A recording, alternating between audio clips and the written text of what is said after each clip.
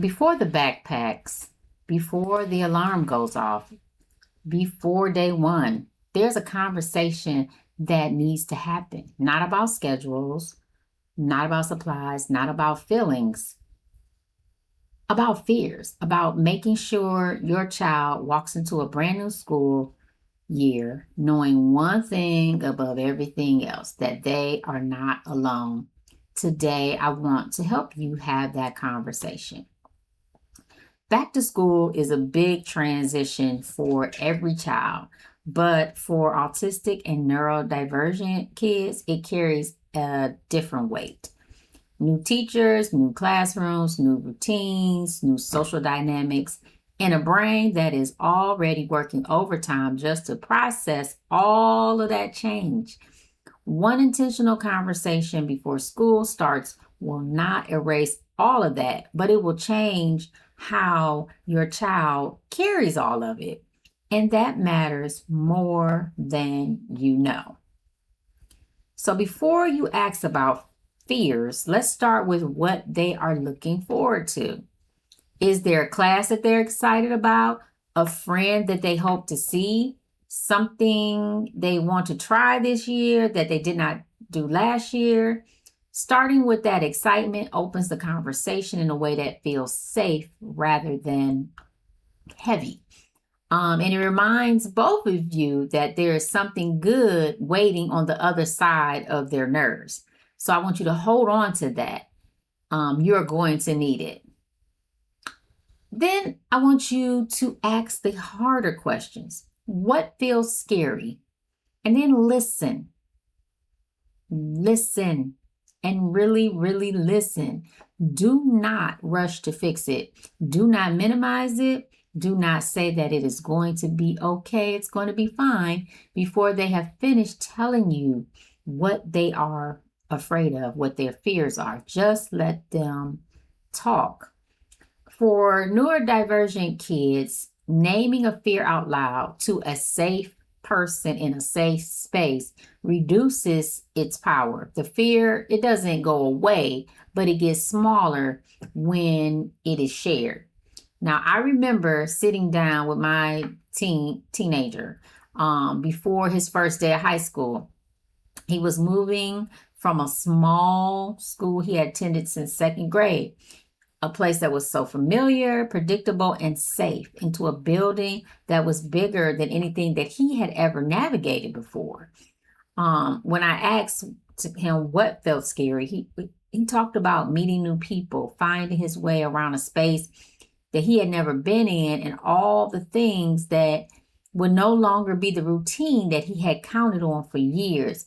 He wasn't being dramatic. He was just being honest. And that honesty, that moment of trust, was only possible because we sat down and made space for it before the first day ever arrived. That moment reminded me why this conversation matters so much, because they're carrying things that we don't always know about. And when we ask and we truly listen, we give them the permission to put some of that weight down. So a lot of back to school anxiety, it lives in unanswered questions. Who will be in the class? What if I cannot find my class? What do I do at lunch if I do not know anyone? What if something goes wrong and I don't know what to do? The best thing for y'all to do is to work through these questions together. You won't be able to answer all of them, and that's okay. But for every unknown, you can answer it. And for the ones that you cannot, make a plan together. What would you do if you cannot find your classroom? You will ask an adult. What will you do if lunch feels overwhelming? Find a quiet spot or look for someone that you recognize. What will you do if something goes wrong?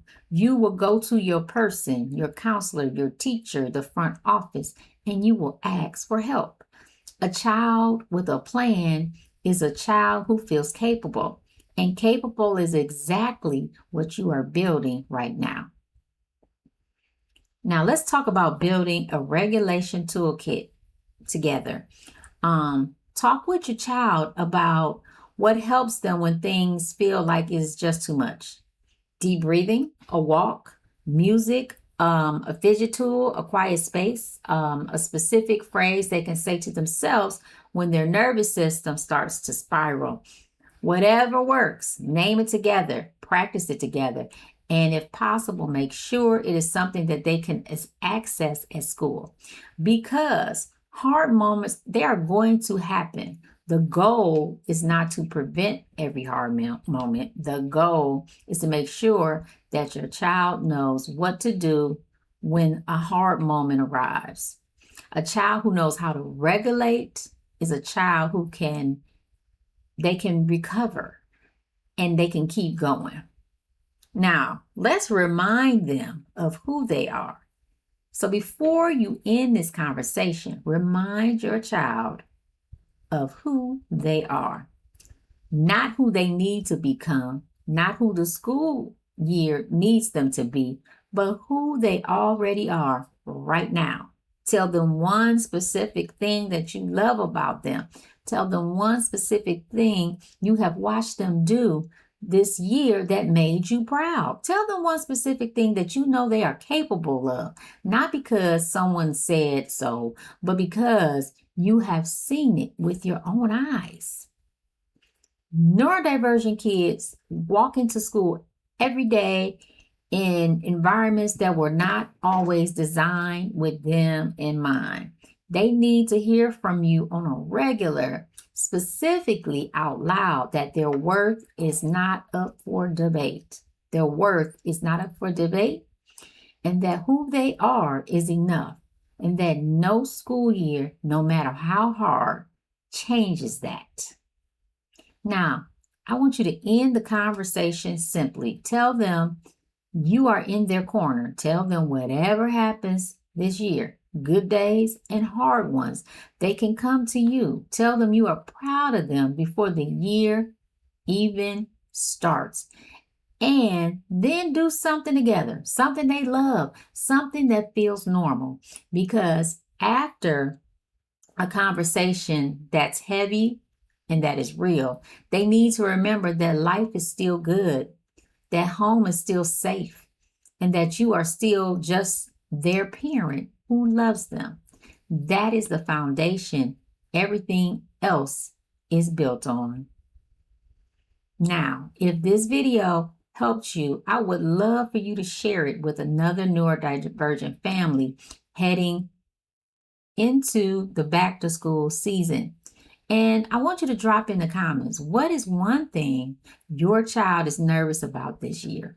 Let's talk through it. Don't forget to subscribe for more autism and special education support every single week. And as always, I'll see you in the next one.